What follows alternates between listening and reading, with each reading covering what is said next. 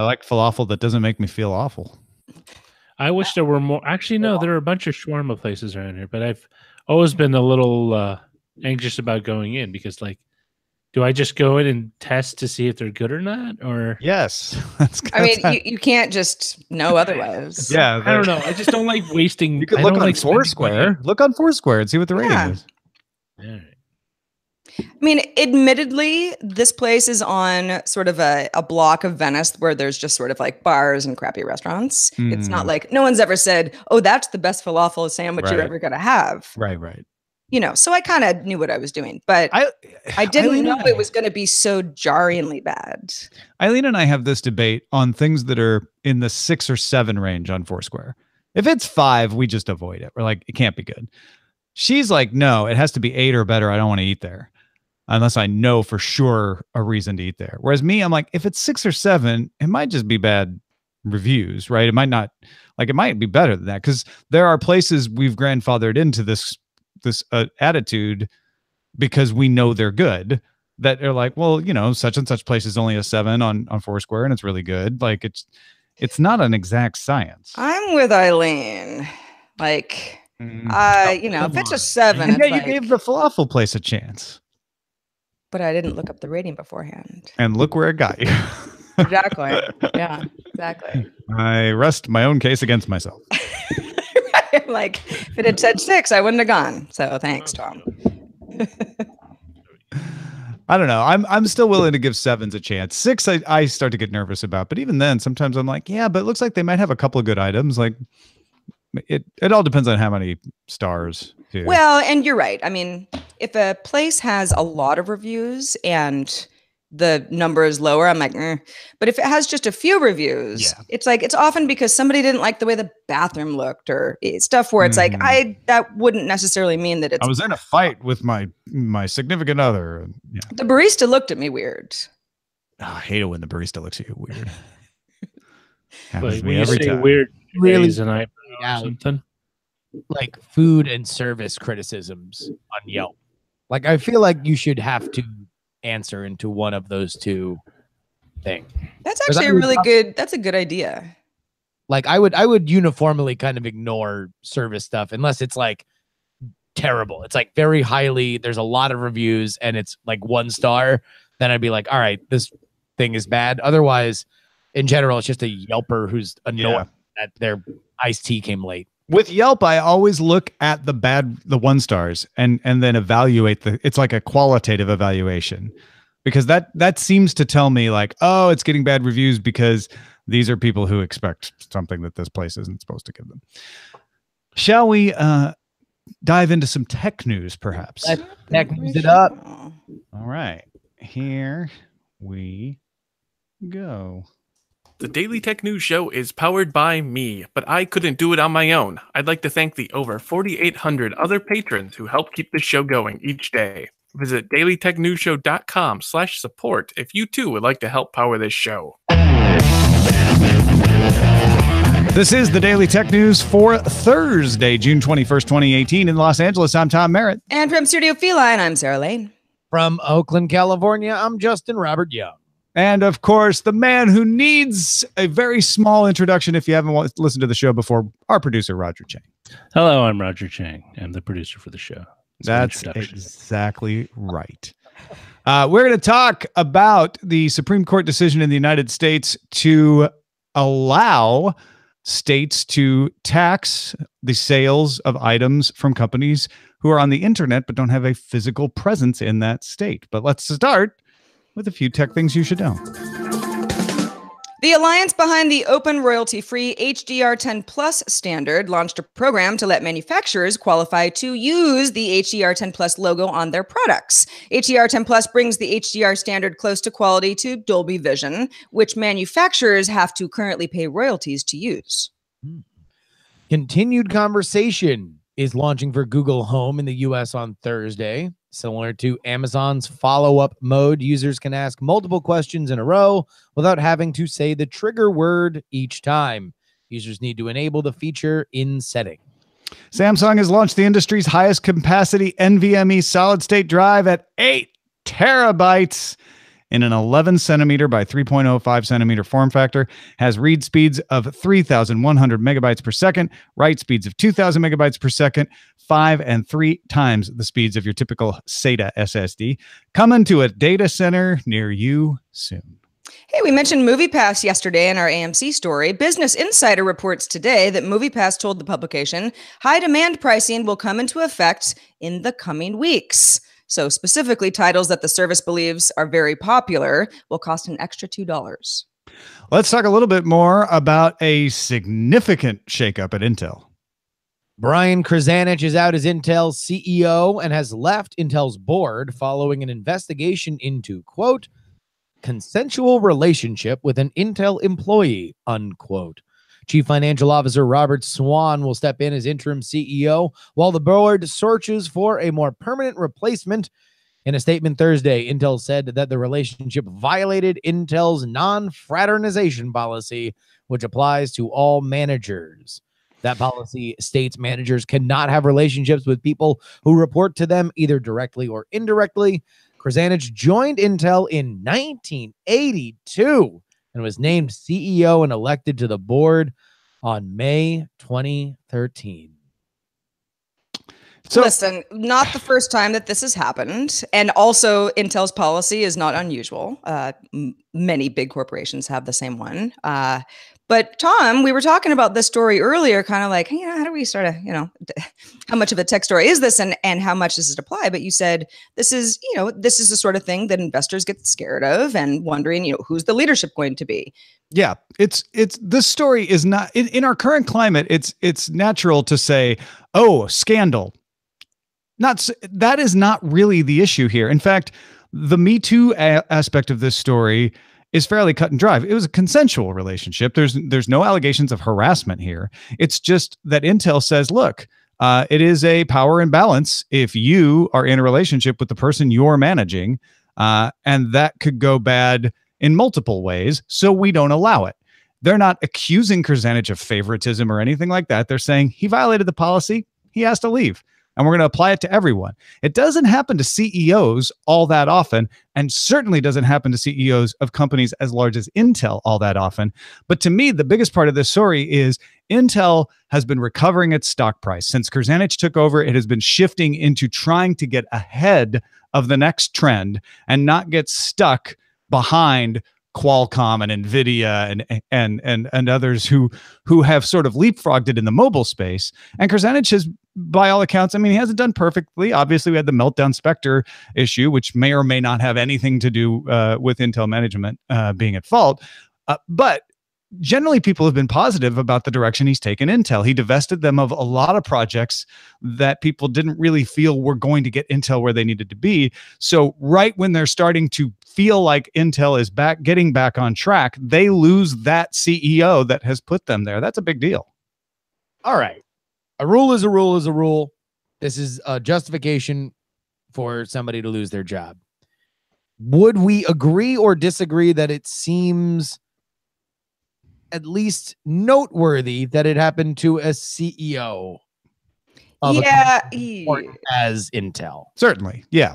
Yeah, I mean, it's good if there's a corporate policy, it should apply to managers, including the CEO. That said, and I don't really know what happened, but it does seem unusual that this would have just been like, well, he had to leave. That's just the way it goes, unless perhaps there was more to the story, and this was the easy way to end the issue. A couple of years ago, I would have agreed to you. It would agreed with you. I would feel like this sounds like maybe they're sweeping something under the rug, so it doesn't sound as bad. In this current climate, though, I can see a company going, you know what? We don't want any questions. So clean break. This is what it is, and no, we don't want to be accused of treating our executives with kid gloves in the Harvey Weinstein area. And I hope that is the case. That's how companies should go. If you're the CEO, you shouldn't get a free pass to act any differently than what other managers have. And I think that's what's throwing us all off. Is like, so they acted the way they should, which we're not used to. Okay. Also, let me just put my flag down. I'm what you were 2 years ago. I think there's more to the story, and I think we're going to find out more.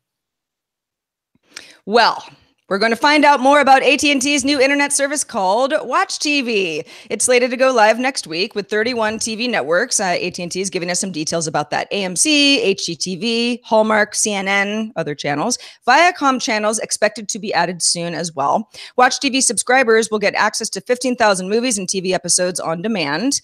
It'll cost $15 a month as a standalone app, but it's also free if you subscribe to one of two new wireless plans that AT&T has. One is called Unlimited and More, which starts at $70 per month. And then Unlimited and More Premium, which starts at $80 per month, which throws in either a music or a video subscription service like HBO or Showtime or Starz or Pandora or Amazon Music on top. I love these names. AT&T Unlimited and More and AT&T. I know. We gave Verizon such a hard time when they added their extra unlimited plans, but AT&T's no better. Yeah, it's like Unlimited and More. Well, but what about the next tier? Just say premium. Unlimited and More Premium. Unlimited and More Premium and Extreme.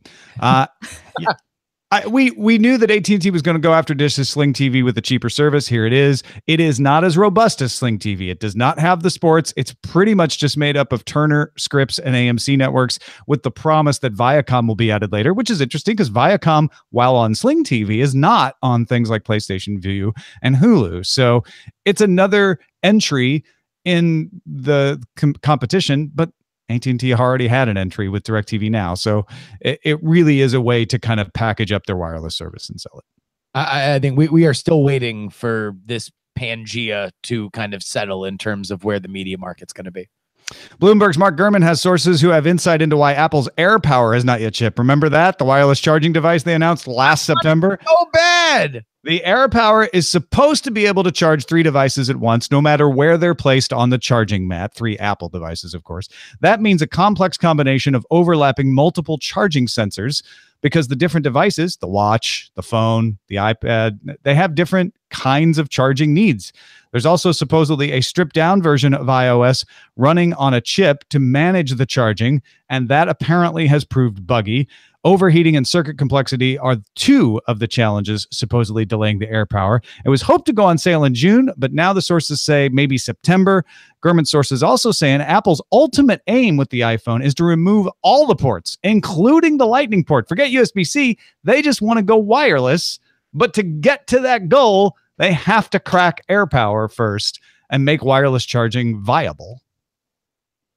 I'm curious to see how, in their internal timeline for Apple, how close they think removing all ports. I mean, it's got to be at least a couple of years, if not more, right? I think that's far. I mean, like even at how slow that Qi charging is, like that does not seem viable. Well, and what Apple's doing, I said iPad, by the way, I meant AirPods, the headphones. What Apple says they're doing or seems to be doing is making their own standard that is interoperable with Qi, but when they implement it in AirPower, it'll be even faster. Yeah. And the whole delay is probably why I had completely forgotten that we even heard about AirPower last September. When I read the story this morning, I was like, oh yeah, whatever happened with that? You know, supply chain issues. September isn't so far.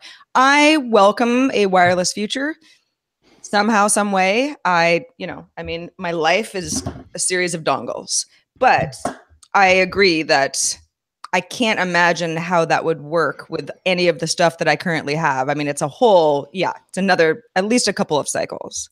Yeah. Look, at the end of the night, I take off my Apple Watch, I charge my phone, and my wife has the AirPods. So it's like, it would be nice if we just put them down on one little nice dinner plate instead of having 50 different cords. My resistance to getting rid of ports is that wireless has never been reliable as wires. But as wireless technology gets better, that objection starts to go away for me. I actually use Wi-Fi a lot more than I used to. So maybe delay is good. It means we're making sure we get it right. So when you get it, it works reliably all the time.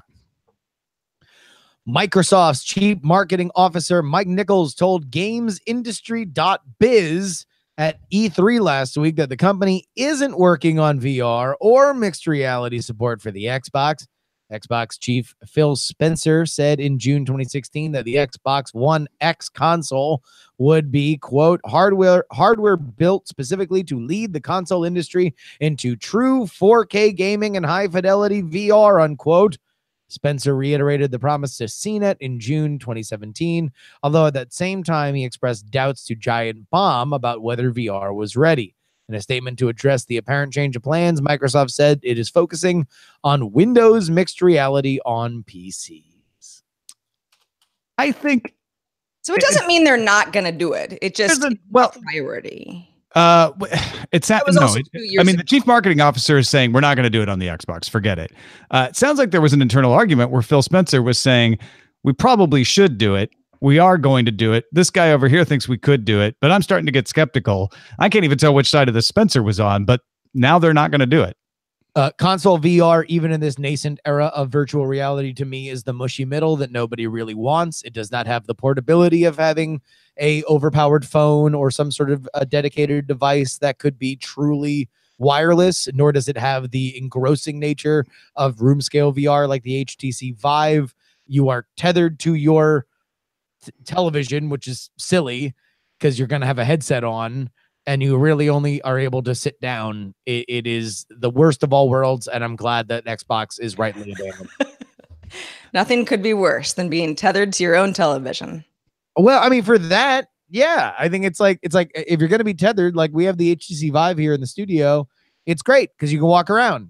Or you want something that has lower fidelity where you're able to walk around more. That's such a key element of VR. IMO. Wireless charging. Well, there we go. that's a little different, but yeah, I get what you're saying. Taiwan Semiconductor Manufacturing Company, or TSMC, says it expects to invest $29 billion in 5 nanometer node technology. STMC is currently fabricating 7 nanometer chips for the 2018 iPhone, so this tends to suggest that TSMC will stick around as Apple's A-series chip maker, at least for some time. TSMC has exclusively produced Apple's A-series chips since the A9. Yeah, it's easy to get confused. This is not a leak saying we hear TSMC. It's TSMC coming and saying, yeah, we're going to invest $25 billion in 5 nanometer node technology. And everyone else going, well, your biggest client is Apple, and you use the 7 nanometer for the Apple. So this means A, you're sticking with Apple as a client, you're not getting dropped. And B, I guess you're making an A series chip on the 5 nanometer node, which goes back to that Intel story. They're having problems getting down into those smaller nanometer fabs to make their chips that has been delayed more than they expected. And so this is not good news for an Intel and great news for Apple. Consensually. As far as we know. Yeah. Yeah. Folks, if you want to get all the tech headlines each day in about 5 minutes, be sure to subscribe to Daily Tech Headlines, available on your Amazon Echo, on your Google Home, and as a podcast at dailytechheadlines.com. Okay, so in a 5-4 decision with the majority opinion written by Justice Anthony Kennedy, the U.S. Supreme Court overturned its own 1992 decision on state tax collection, meaning U.S. states may now collect sales tax on businesses who do not have a presence in that state. I'll explain a little more later. This doesn't really affect the big guys. Most of them were already paying state tax in most U.S. states. Amazon, for any direct sales, was already paying U.S. sales tax in every U.S. state that had sales tax.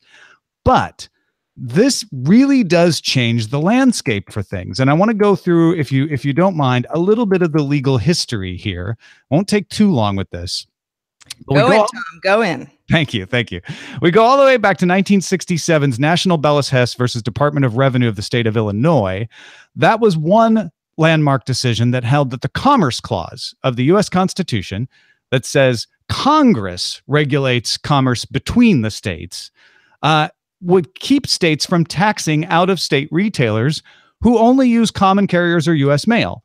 So the case said, look, the state of Illinois can't tax somebody from outside the state of Illinois if the only business they do in Illinois is sending things into Illinois by mail or by freight. In 1976, another case called Complete Auto Transit versus Brady had a similar test case. And in that decision, they came up with a 4-part test to determine if a company should be subject to a state tax or not. The four parts are: is it related to state services? Is it non-discriminatory? Is it fairly apportioned based on intrastate commerce? But the big one was the company, the retail company, had a connection to the state. And it was phrased, I think, as a nexus in the state. But was there some kind of connection between that retailer and the state? If it was a catalog merchant in New Hampshire and all they did was send things by mail, that wasn't considered a connection. All right. 1992, this is the big one. Quill Corp versus Heitkamp, or sometimes Quill Corp versus North Dakota, depending on how you see it cited, where North Dakota tried to collect tax from Quill Corp for catalog sales. They tried to buck the trend and say, no, this is a connection. We're going to prove in court this is a connection.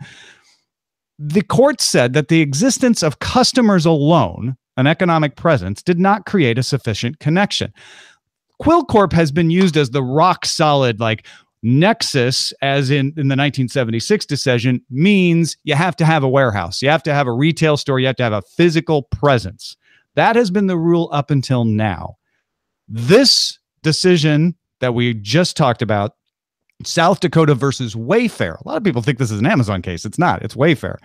The court ruled that e-commerce has turned that Quill rule from 1992 into a tax shelter. Kennedy used those words. It's basically a tax shelter, called it unsound and incorrect, and said the court should not maintain a rule that ignores substantial virtual connections to a state, and said the act applies only to sellers who engage in a significant quantity of business in the state, and respondents are large national companies that undoubtedly maintain an extensive virtual presence. So essentially what Justice Kennedy did is said, yeah, you have to have a presence in the state, but if you've got a huge website that everyone in that state uses, that's a virtual presence, and you can't use it as a way to get out of taxes. So what are the effects going to be? Well, that's what we can debate. Amazon already lost the battle to avoid state taxes in California in September 2012, and state after state followed after that. By early 2017, Amazon was charging sales taxes in all 45 states that have statewide sales taxes and in Washington, D.C. However, that has only applied to stuff that Amazon sells you. A lot of third-party sellers sell things on Amazon.com that Amazon said, well, that's between you and your state, whether you collect state taxes or not. We're not going to police that. So this decision may change that liability a little bit. You know, I oftentimes think about the Wild West days of the internet and describe them in the terms of the television series Deadwood, which is about this Wild West outpost slowly coming under the law of the land, which makes it awesome that this decision comes from South Dakota. But there is this is the end of the age of innocence, right? Like at a certain point, when the internet becomes a large enough portion of our economy, there's going to be a way the government will make sure that it is taxed. That's the way of the world. And this is, to me, it's an interesting watershed that it happens now in 2018, but it was bound to happen. And Gardner in our chat room said, this is only about who pays the tax, right? I mean, the individual might still own a use tax. And there are some use tax situations like in the state of California. But no, after the decision of Quill, the rule was if you don't have a physical presence in the state, then you don't owe the tax. Nobody owes the tax. The customer or you, nobody owes a tax. That's considered interstate commerce. And what this decision changes is says, well, it doesn't have to be physical. It can be virtual. And it kind of leaves that door open about what is virtual presence. There's some language in this decision that could be a boon to small businesses to say, well, I don't have a widespread virtual presence in Iowa. I've had 2 customers there last year who ordered something. I should be exempt from this virtual presence rule that Justice Kennedy put down. Well, I mean, that would easily be solved if somehow there was a definition of what the presence was. Is it 5 customers in a year? Is it, like what constitutes a company not being able to argue that? And also, I don't know how many third-party sellers offhand Amazon has overall, at least in the US, but I know there are a lot, and they're of, varying sizes. How does this affect some of the smaller companies that, that really have to think about prices and don't want them to go up? Well, I mean, Amazon has 2 million plus third-party sellers. Okay, so I'm a third-party seller on Amazon. for the contender. That it is listed there. It is stored at their website. It is fulfilled through Amazon, and that is something that now I will say this: if you are an entrepreneur and you are a coder, having easy set it and forget it ways that a Shopify store can fill out a tax return or pay as you go with a state will be something that will be very, very, very valuable going forward. Yeah, it might be worth noting that Chief Justice John Roberts dissented from the decision of Justice Kennedy because of the disproportionate effect on small businesses. He used some very quaint examples of people selling their sewing and crafts and saying, up till now, you could just have a website and do that and not worry about it. You'd charge the sales tax for the people in your state and you wouldn't worry about everybody else. He's like, now you're going to have to deal with multiple state tax rules, and that could stop people from starting these small businesses or force them to go into partnership with larger companies. Find John Roberts' Etsy account. Chief Judge 420. I wonder. Yeah, it's that's a good point. I mean, yeah, I don't know how many people are running sewing businesses online, but a lot. How many? I don't know. You had the third-party seller information at the ready when I asked for that. I had to search for that. I didn't have it at the ready. Well, you're a good searcher. That was a quick search. I know. Yeah, but as you mentioned at the beginning of our discussion, Tom, Amazon's already dealing with this. Amazon's a huge company. They don't really care. Smaller companies, this matters. And if you're a third-party seller and you're, on the small side or just starting out, these are the these rules completely change your business potentially, and what you have to tell your customers and what you have to charge. Yeah. And that's all I have to say about that. Look, I don't think that there's much here beyond this. Is again, it is the end of innocence. The free internet is done as we knew it. You heard it here. The end of innocence, state taxes. I was going to say, people starting a business. This is Chief Justice John Roberts. People starting a business selling their embroidered pillowcases or carved decoys can offer their wares throughout the country, but probably not if they have to figure out the tax due on every sale. See Sales Taxes Report 22, indicating that costs will likely increase the most for businesses that do not have established legal teams, software systems, or outside counsel to assist with compliance-related questions. Do you think that Chief Justice John Roberts is like a sad Etsy husband? Like he's on the internet wearing a beanie that his wife. Chief Justice Rehnquist fought for the right of parody because he loved parody cartoons, political cartoons. Could be the same thing with Chief Justice John Roberts. Etsy hound, John Roberts.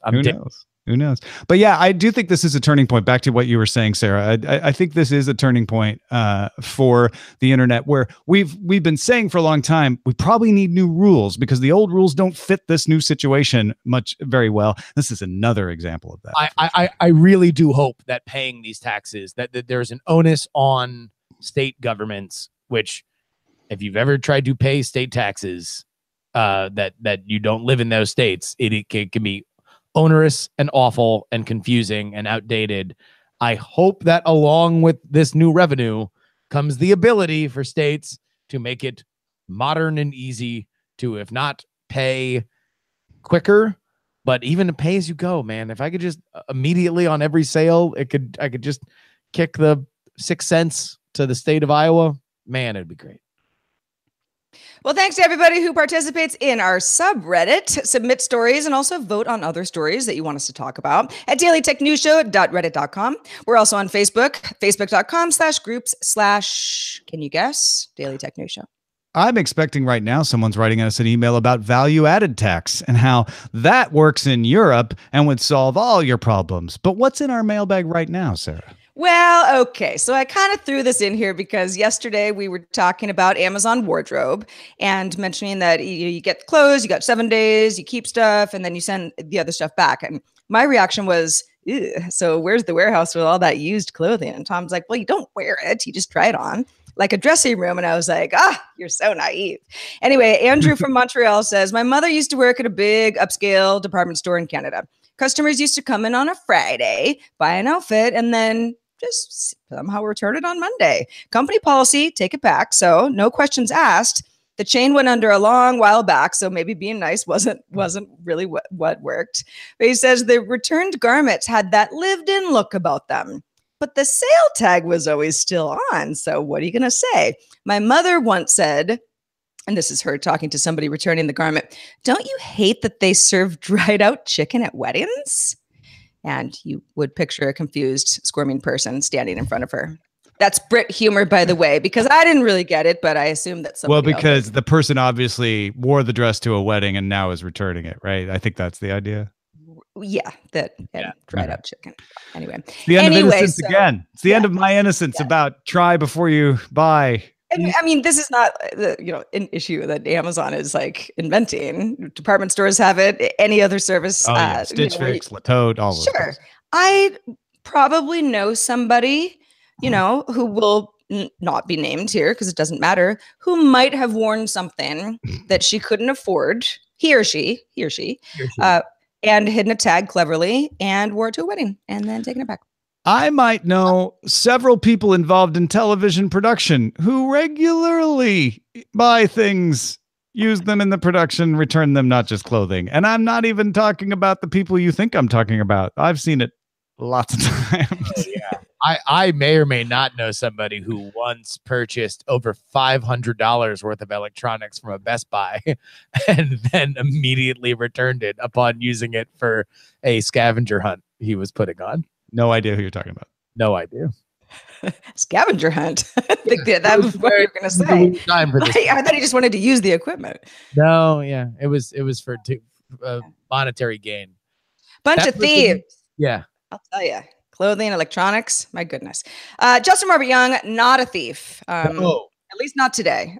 Justin, you were with us on Monday. What's been happening since then? Well, I'll tell you what. I've been writing my free political newsletter. That's what, Sarah. Everybody can go get it, freepoliticalnewsletter.com. Now, listen, I've plugged this on the show a few times, but I want to get this out there to people. Sometimes when you sign up for the free political newsletter at freepoliticalnewsletter.com, the confirmation email goes into your spam. So you have thought you've signed up and you just never got a confirmation email and you never got another email from me, then go ahead into your spam folder. You just got to make sure that you click OK. And also, if you found that the Politics Daily, the free political newsletter, has been going into your spam and you're using something like Gmail, it helps tremendously if you take it out of your spam and put it into your inbox, or don't group it and you put it into your inbox. It helps the way that Gmail processes not only yours, but also everybody else who's using Gmail. This information is very, very, very, very helpful to Gmail. So make sure that the free political newsletter at freepoliticalnewsletter.com is in your inbox, and I will keep writing it for free for you. We have right now 3 more patrons than we did last month. Yes! 7 days from now is my birthday. Now, I know we always say we just want 1 more patron than last month, but for my birthday, I'd like 10. Oh, you know what? You deserve it. Thank you. I appreciate welcome. It because I'm turning 70. Wow, you look really good. Thank you. I do a lot of skincare, Korean beauty products. So no, in all seriousness, folks, we're always trying to get just a few more than last time. So make my birthday dreams come true and join the rest of the awesome patrons at patreon.com/DTNS. Oh, give John the best birthday ever and happy 1 week from birthday. Thank you. We will talk about it every day until then. Our email address is feedback@dailytechnewsshow.com. Questions, comments, any fun wedding anecdotes, we'll take them. We're also live Monday through Friday at 4:30 p.m. Eastern, 2030 UTC, and you can find out more at dailytechnewsshow.com/live. Back tomorrow with Megan Rose Dickey from TechCrunch. Talk to you then. This show is part of the Frog Pants Network. Get more at frogpants.com. Diamond Club hopes you have enjoyed this program.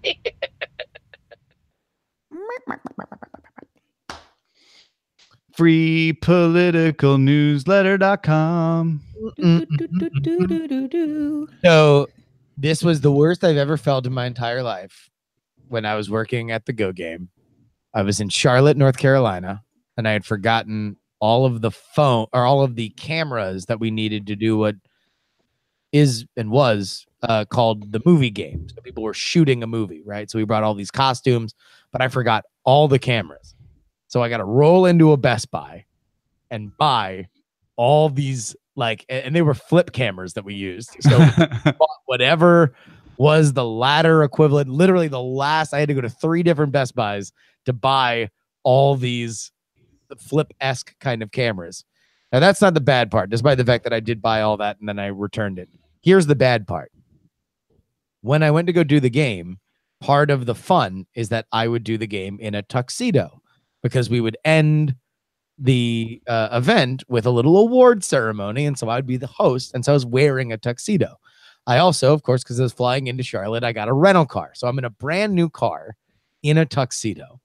And as I was leaving the venue in this prime garage in downtown Charlotte, I realized that I forgot my wallet. So I have no money as the guy at the toll booth is asking me to pay the $40 or whatever because I was parked in this awesome garage all day.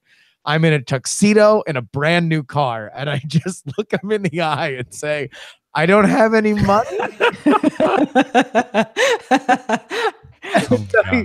He looks at me with the look of such ridiculousness that he's like, I guess you go for free. And I'm like, okay.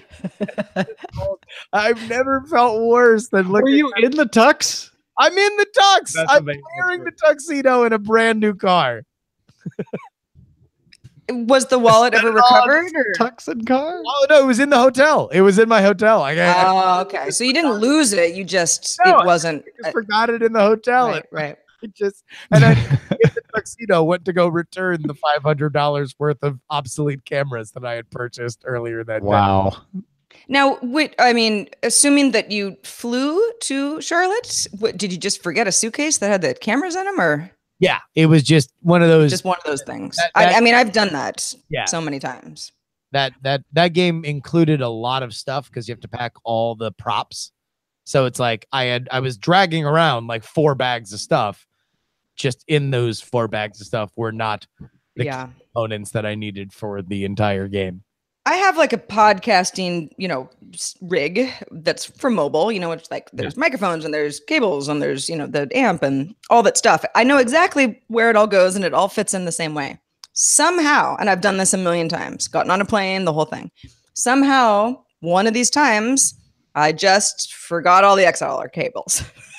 I don't know why. I don't even remember taking them out of the backpack. And it was what, and you kind of unpack and, we got a guest and there's this whole thing that has to happen. And it was like emergency tearful trip to Guitar Center. Oh, wow. In San Francisco, where I'm like banging on the door before 10, knowing that they open at 10. It's like 9:56. Like, you really have to help me, please. I can't be seen as a fool. I need XLR cables. It all worked out in the end. But yeah, it was a one of those things where you're like, I do this so many times. How did I do it differently somehow this time?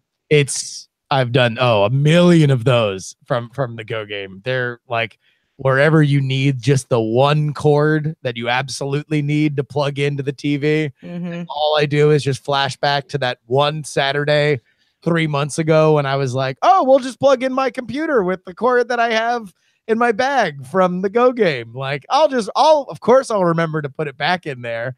And it's like, you can never break up your kit, and you always have to bring your entire kit, no matter what. Even if you only ever normally use 3 cords, you have to bring all 50 cords at all times and never break it up, or else disaster awaits you. It's so true. And everything has to go in a certain order or you're going to mess everything up. Yep. And if somebody calls you on the phone while you're packing your backpack, take it all out and start over. Oh, yeah. That's already messed it up. 100%. Also, whenever you have the thought, when do I use this? Punch yourself. It doesn't matter. It's going to be better that you carry that weight of whatever that cord is for the rest of your life. No, dying day. I will testify to that. That will be the thing you absolutely need on the next trip. As soon as you take it out of your bag. Absolutely. It's why I still have all of my international chargers. Like, what do I have any plans to go to? Oh yeah. That requires them? Nope. Will I be happy that I left them in there forever, despite the fact that they're cluttery and they, I'm surprised that I have them whenever I reach into my bag. Yep, it's worth it. Worth every second. That said, I could not find a specific USB connector that I needed to connect an external hard drive to my MacBook last night. And I'm like, I had a friend come over and he's like, I'm like, don't worry, I got you. I got boxes of these. I didn't have a single one. I got USB mini. I got USB-C. I got USB to HDMI. I've got everything except the one that I'm sure it's in this house somewhere, but 45 minutes into it, I was like, it's the worst. Yeah, I know I have it. And yet, yeah, it's as if it's gone. What are we calling the show? So I was thinking death and internet taxes. Ooh, that's a good one. For the end of tax innocence. I feel like we've done death and internet taxes before. What about Chief Justice Etsy? Oh, I like that. I just love the idea that Chief Justice John Roberts is mad because of his. Well, Supreme Court judge isn't a full year job, so he probably does something on the side. Kind of like a cellist. I think they get paid pretty good though. Yeah. Well, no, but that's my thing. Like he has things he can do. He's got hobbies. Yeah. No, absolutely. Because they were pretty specific. Carving, decoys, and what was the other one? Something about pillows. Knitting or embroidery, something. Embroidered pillows. I'm like, so this is what you and Mrs. Roberts do. What if it's just him? What if there is no Mrs. I mean, what if Mrs. Roberts? I don't know. Just it's like I don't do this. I don't. Oh, okay, or that. Yeah, sure. I don't know. Maybe he made a huge investment in a new sewing machine. I mean, there's nothing wrong with which knitting. one carved the decoys and which one embroidered the pillows. Maybe he carved the pillows and embroidered the decoys. And he just made a mistake. And sounds very feathery. What do you think Chief Justice John Roberts has on his embroidered pillows? Because I'm going all in with objection overruled. No, it's going to be different kinds. One will be sustained. One will be overruled. Oh, yeah. One pillow has overruled on one side and sustained on the other, right? Without Merritt. One of those really without Merritt. And they'll save that for you when you sleep over. I'm actually looking at Etsy for the first time in a long time. I just never was much of an Etsy buyer of things, although there's really cool stuff. I mean, also, the sort of knitting aspect of Etsy that always gets thrown on is just a small part of. So his name is John Roberts. Full name? Chief Justice John Roberts. Yes. Let's see. You looking for him on Etsy? Yeah. But boy, there's some weird stuff people make and sell. Look for Gavel Man or Gavel Man.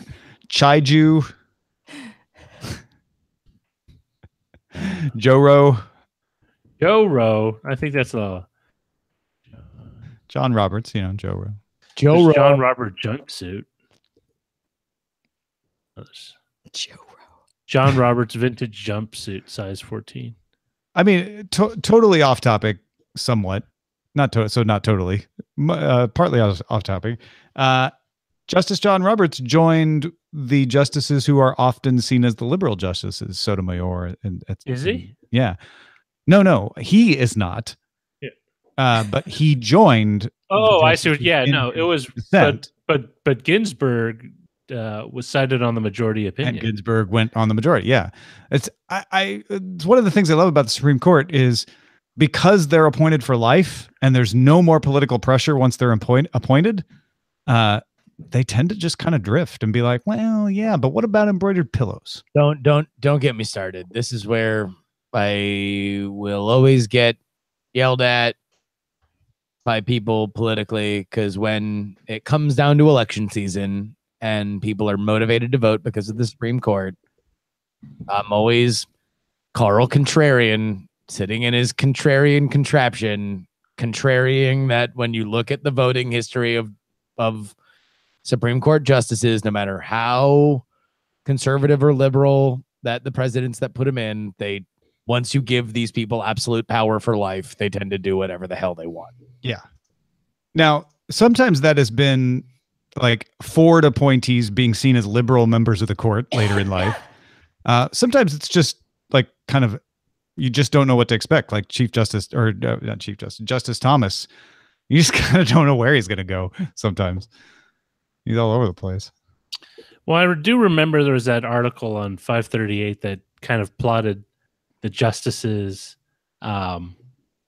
rulings over time, and they all kind of eventually tend to moderate. So, like, if they were very, one way or another, it's just over time. It's like, yeah.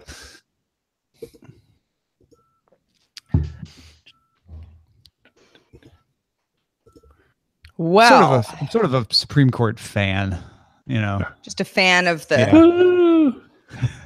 I have my foam gang. gavel. Yeah. Mm-hmm.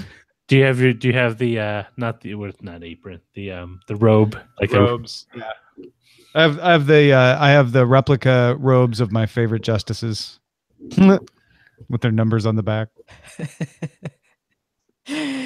I've always Wearing wondered the if big we court kept the dates. wigs. Yeah. Kept the wigs. Oral argument worn robe. Tom's birthday's in a week, everyone. Don't think this is accidental. We all know what to give him. Is this a Chief Justice Warren rookie card? We could do like Supreme Court week. I don't know when, but maybe when they're sitting doing their issuing their decisions like now. They should do and do kind of like a costume thing. I don't know how well that would go over, but I like the idea of wearing a powdered wig. Who doesn't, right? We need to bring that back. Sure. Although, like in Canada, the Supreme Court of Canada, they kind of dress like Santa Claus because it's all red. And let me see. Right. Santa, red. The perukes. That's what they're called. Perukes. Sorry, the card says moops.